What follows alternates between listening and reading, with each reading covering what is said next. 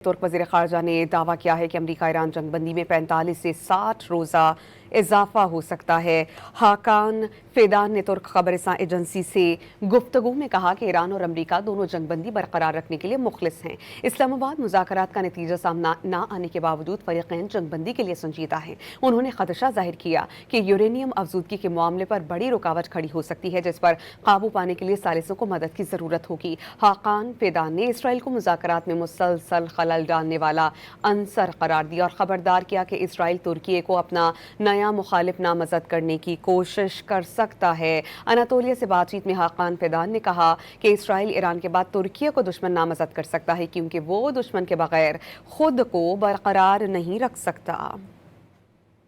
तुर्क वज़ीर ख़ारजा ने दावा किया है कि अमरीका ईरान जंगबंदी में 45 से 60 रोज़ा इजाफा हो सकता है। हाकान फेदान ने तुर्क खबरसां एजेंसी से गुफ्तगू में कहा कि ईरान और अमरीका दोनों जंगबंदी बरकरार रखने के लिए मुखलिस हैं। इस्लामाबाद मुज़ाकरात का नतीजा सामना न आने के बावजूद फ़रीक़ैन जंगबंदी के लिए संजीदा हैं। उन्होंने खदशा जाहिर किया कि यूरेनियम अफजूदगी के मामले पर बड़ी रुकावट खड़ी हो सकती है, जिस पर काबू पाने के लिए सालिसों को मदद की ज़रूरत होगी। हाकान फेदान ने इसराइल को मुज़ाकरात में मुसलसल खलल डालने वाला अंसर करार दिया और खबरदार किया कि इसराइल तुर्की को अपना नया मुखालिफ नामजद करने की कोशिश कर सकता है। अनातोलिया से बातचीत में हाकान फेदान ने कहा कि इसराइल ईरान के बाद तुर्की को दुश्मन नामजद कर सकता है, क्योंकि वो दुश्मन के बगैर खुद को बरकरार नहीं रख सकता।